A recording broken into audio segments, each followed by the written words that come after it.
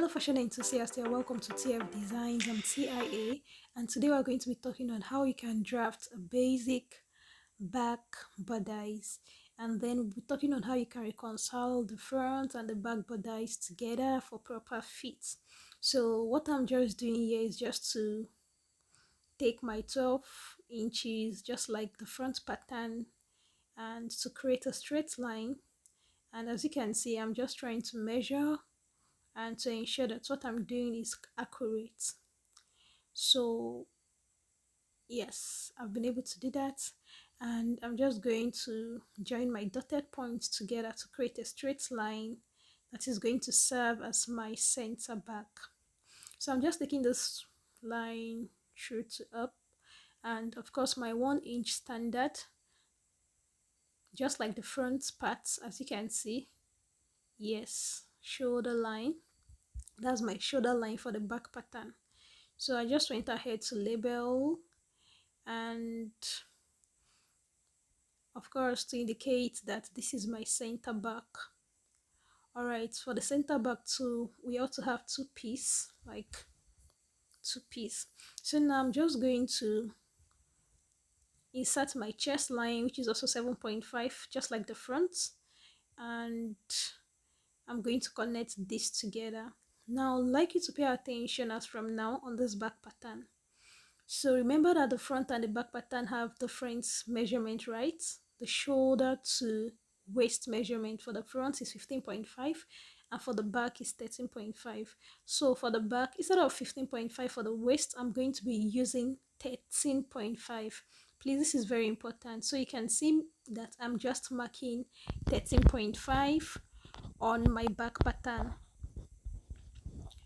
All right, so at this point I just connected that together, and also okay, I'm just labeling just for clarity purpose so that we can be on same page and there'll be no mix up anywhere for me during the course of this tutorial. So just have two lines, chest line and waist line, and the next thing I want to do over here is just to insert my that's which is 3.5 based on my bust pan, just like the front pattern. Nothing changes. So I'm taking 3.5 from the waistline through the chest line. So I'm starting from the chest line for the back pattern, and on either side of the waistline on the back pattern I'm going to be taking 0.5 inches too. But then before then I just came to repeat the same process I went for the front armhole. I'm doing the same thing for the back armhole. Nothing changes except, okay, the neck depth.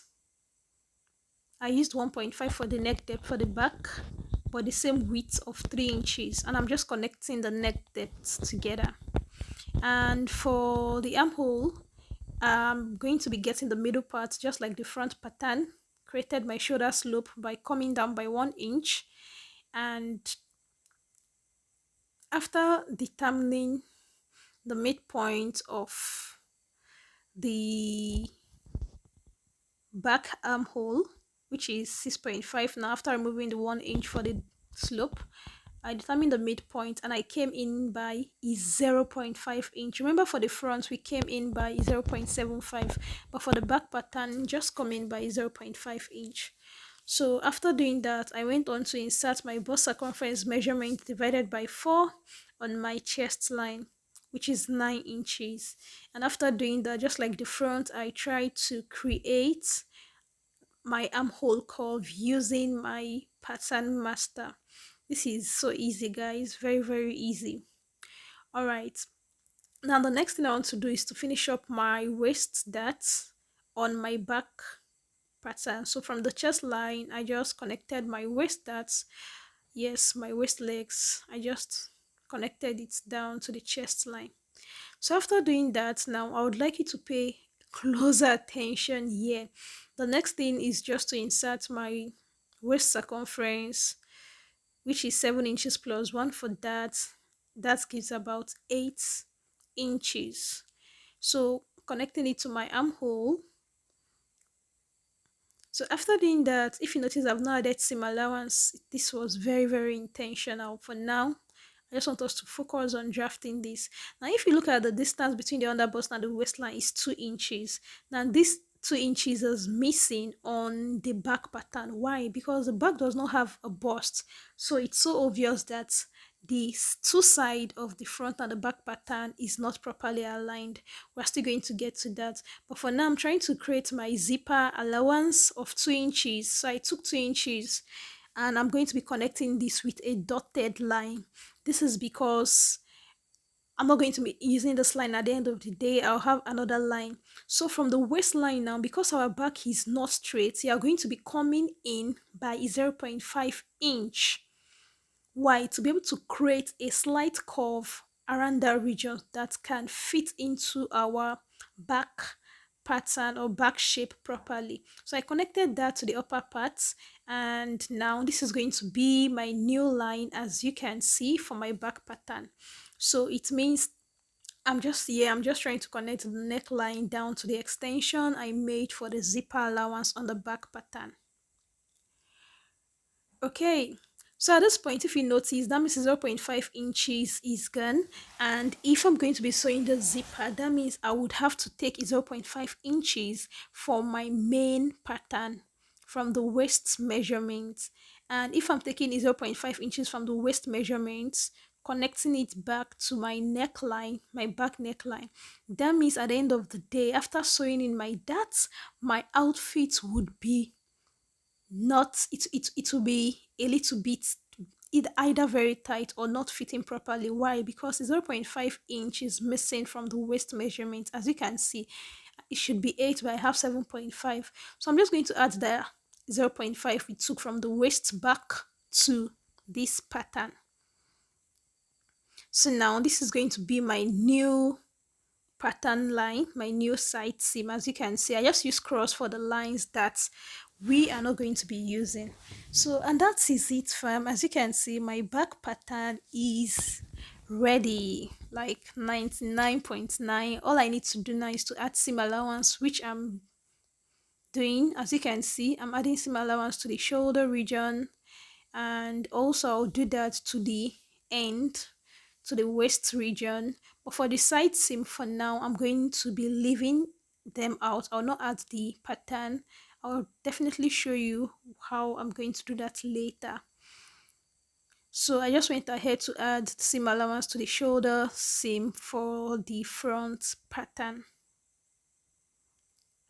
So at this point, I just went through with my scissors to cut out my back pattern first, as you can see, after which I cut out my front pattern, as you can see. So here we are, this is the front pattern, and from this bust line I just went on to fold the bust darts. Now if you fold the bust darts, this is the way you can reconcile the side seam of the back and the front pattern together. So now if you look at it, after folding the bust dart in, looking at it with the side seam of the back, it's now okay, it's same length we're going to be having on that side. So this is just the best way if you want to have a proper fit.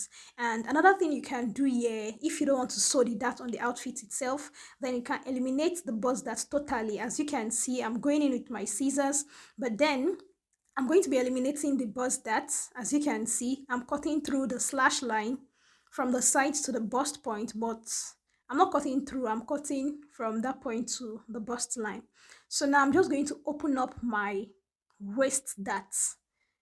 I'm just cutting through the straight waist line for the dart. So now after doing this, I can now cut out my, you see the way I close the waist dart, the bust that was open. So now what I want to do is I want to close up this bust dart. And to do this, I have to ensure that another dart is open, which could be your waist dart or your shoulder dart. But for this tutorial, I'm just closing up my bust dart by making my waist dart open. So I'm just going with my paper tape to ensure that it's proper. And there was something I forgot to tell you. When I was cutting the front pattern, I added 1 inch seam allowance. Now this is not the normal allowance. I just added this because of my pattern. Remember that for the back, we never added any seam allowance. So please pay attention to this. Now, after cutting through my bust dart, you are going to see that the two lines at the upper part and the lower part with my arrow, you are going to notice that these two lines is not really aligned.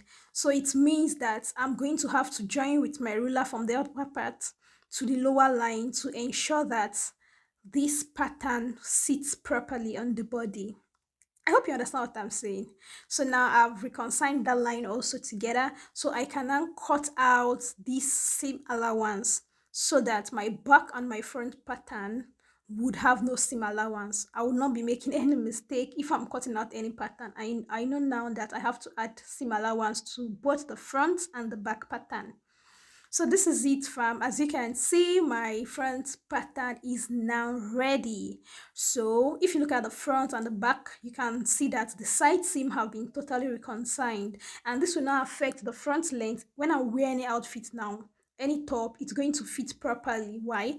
Because I've been able to reconcile the side seams together, and of course the front length remains the same while the back length also remain the same. This is so important, fam, and this is it. As you can see, it's not something really difficult. So whenever I'm just labeling here that my side seam has no allowance, no sewing allowance. Also, I'm trying to label so that whenever I want to cut out any outfit, any pattern, I want to cut out any pattern, I'm going to know where to add my seam allowance. So it was only the shoulder seam at the upper part that I added 0.5 sewing allowance. So for the rest, I'll be doing that on my fabric. So this is it, fam. I hope you're enjoying this tutorial. Do let me know in the comments section. Thank you so much for watching. See you.